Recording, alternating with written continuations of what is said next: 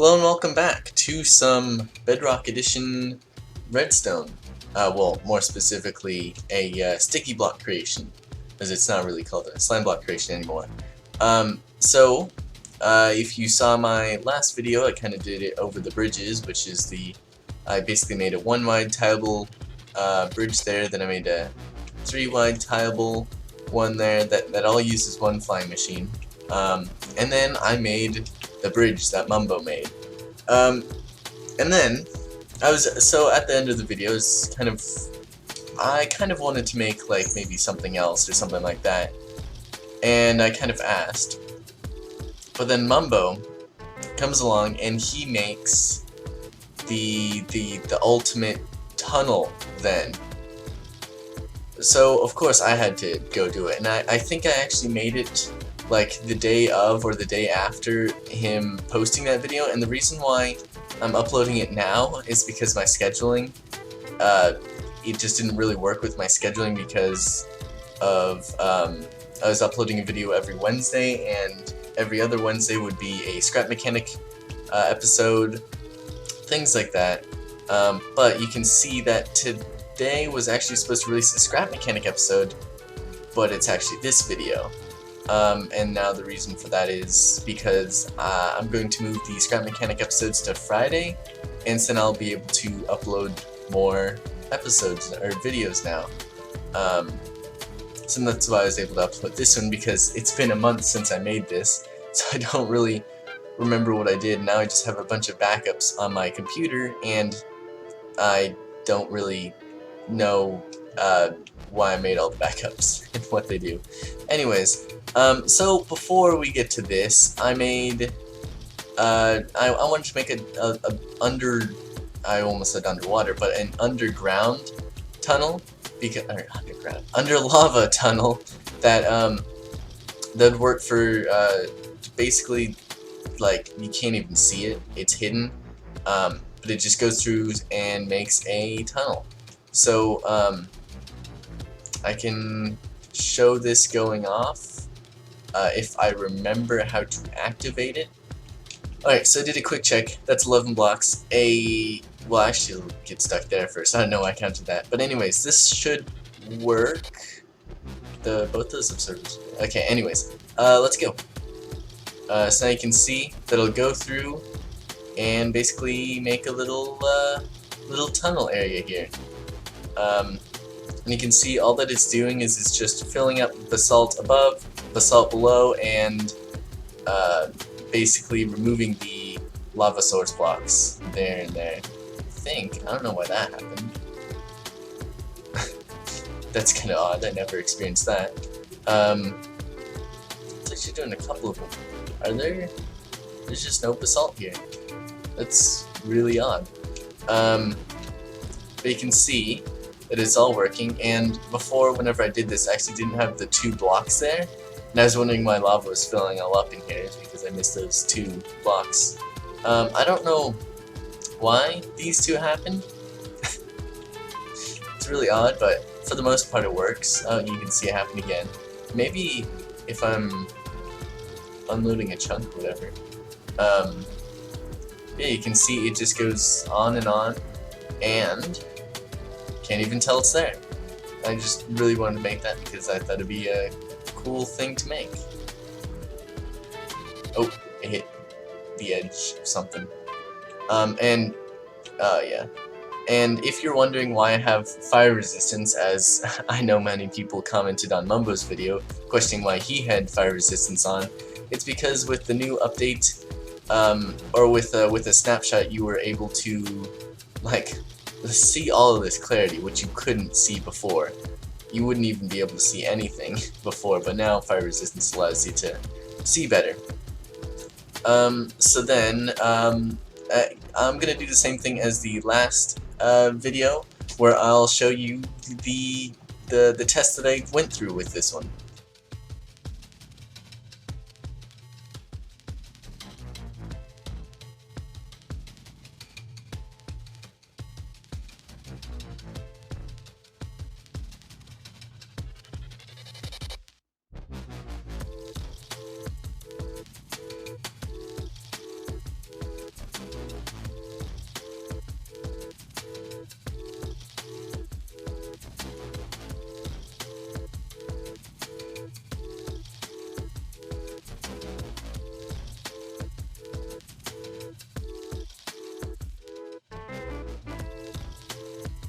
Alright, so those were those. And so then I started working on this.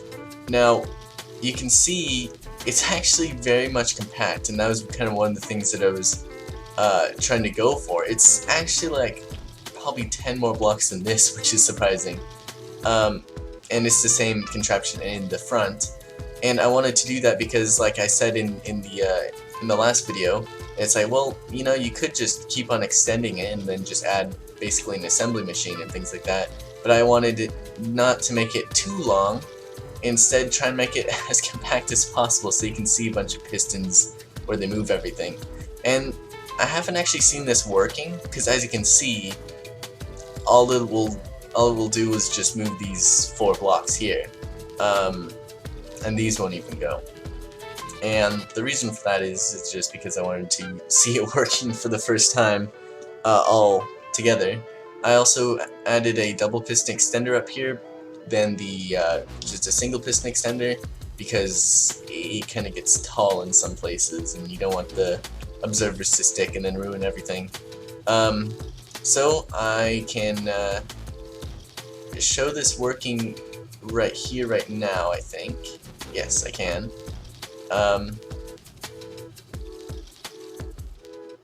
I didn't remove the obsidian. I'll be right back. Okay, here we go. So you can see these moved and those observers would power these. But then now, with no lava being here, I can kind of show it in this view. You can see it pulls everything up. It also does the every other block contraption for some of them, especially on the sides there. You can see it's pulling everything up like that. And then it's putting it all on the top there. And there we go. See? Exactly how it was on his video. Just recreated in Bedrock Edition, which is cool. You can see it moving here. It looks really cool. Apparently, it was just crushing a zombie pigment. Or they're falling or something. But yeah, looks pretty cool. And this is kind of my testing area here. So if you can see, it just pushes those down, pulls these 2 up, and then it pulls every other one of these up. Now how that works is basically the same way that I got this one to work, where it basically uses the walking leg thing where you have the 2 redstone blocks there. So as you can see, I just I do that kind of twice. And actually, I didn't think of how to do. You can see it's going every other one, and I didn't think of how to do like pulling a block along to the next layer until I saw Mumbo's video. I was like, oh, okay. I think I can recreate that simply in this one. Instead of using a slime block, though, I just use a block. And then here, what I do is kind of complicated because I was kind of running out of space and things. But you can see every time it moves, this one gets activated. So it basically pushes them all. But then you can see here an observer.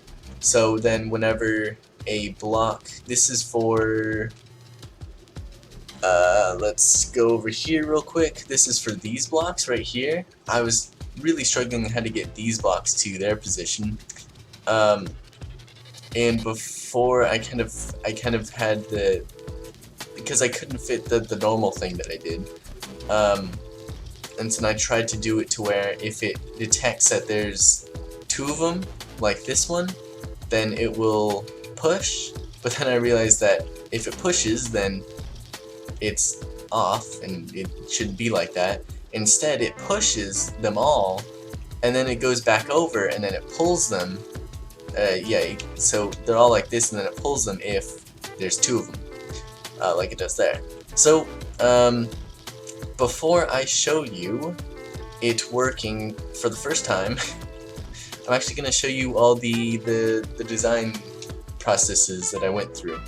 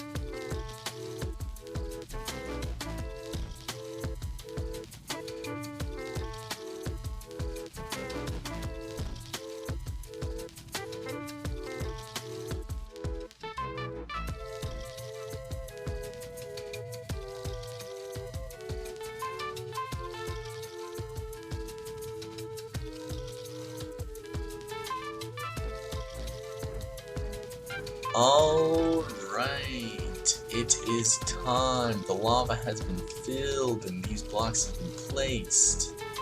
I haven't seen this go yet, so I don't know if it's gonna work. Hopefully it will. You saw the testing and I never saw that it went with lava, so I removed the obsidian. Let's go. This is the moment of truth. It seems to be working. Oh, basalt's forming. Here we go. I guess we're gonna see it working here. Hopefully, maybe. Oh, it's working. Oh, look at that. And you can see that it pushes all the blocks and it pulls in the ones with that, and wow, you can really see it going. Let me get into an optimal position. And I just saw it went. Ah, that's pretty cool. So yeah, it's working. Amazingly. It's, oh wow, look at this. Oh, this looks mighty. Oh wow. You feel really well protected. And it only takes like, well, I was gonna say 20 blocks, but it actually takes a bit more if you actually look. It's probably about 30 blocks it takes to do that compared to Mumbo's that is twice as long. I don't think it looks like an earwig though. Man, that looks like an actual just fully functioning machine though, since it's like completely covering it. This is pretty cool. Glad I got this working. Wow. Kinda lost for words here. But you can see it working here. I actually have another, I actually want to run it again. Except what was that? Except, uh-oh. Ran into, ooh. Beware of any of these lava columns. It just goes up one block. Beware of lava columns, apparently, because that completely destroyed it. That, look at this. I just can't get over how cool this looks. And it's on the Bedrock edition. You can see that there's actually lava lakes, or lava divots, I should say, next to it. Which, let me just step back here. Alright, now, with the flick of the... What was that? Alright, now, with the flick of this lever, you won't see anything happen because, it doesn't do anything right now. But here we go. Now you will see what it does. So I wanted to do something special with this. I tried to get like a resource pack to make it all invisible, but that didn't really work. Instead, I settled for this. Apparently you can only make transparent blocks invisible.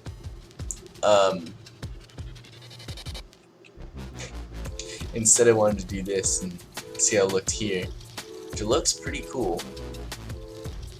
Just to kind of see the formation of it. Wow. But yeah, I thought this would be pretty cool to see without any of the redstone or pistons going. Just kind of seeing it form here. Let me actually get inside of it. You can see it forming here. Oh, I think it ends right there. But that looks pretty cool, if I do say so myself. And then it continues going. So, pretty cool, pretty cool. Alright, one more surprise. I have one more surprise. Wait right there. What is this place, you may ask? Well, it's a little area here. You may be able to tell where it is. But I have seen plenty of comments suggesting to make what I have made here, and I decided to make it because I made 3 in the last episode, so I'll make 3 in this one as well. So what do you think has been the highly requested thing to make with Basalt? It's a self-building fortress or castle or whatever. And you can see I have made just that right here. Look at that. That is pretty cool. And you can see you can't really get in there because the redstone's constantly going. Now, I believe that this actually does cause some lag since it's basically a redstone clock going in there. Because I noticed if I do it again, which all that it does is just fill up the lava, you can see that some of them actually don't get dispensed with lava, and it all should. So there's obviously a bit of lag going on, but pretty cool. And I'll show it one more time. All right, just to kind of show it one more time. You're riding, almost said on your lava boat, on your strider. You're coming in, somebody's following you, and you activate your defense, and they can't come in now. It's all built. So how is this created? Well, you can see a bit of me testing it here.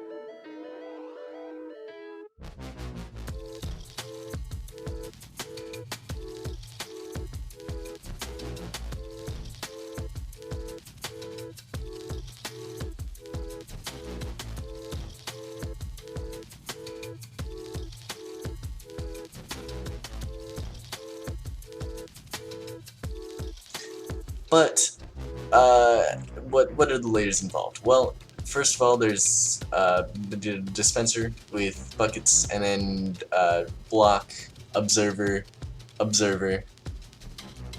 and luckily that observer didn't actually activate anything. And then all those observers are hooked up to one central location, and all these redstone ticks are here, or of delay, because if these went at the same time as the dispensers, not all the dispensers would have fired, as you could see from the testing.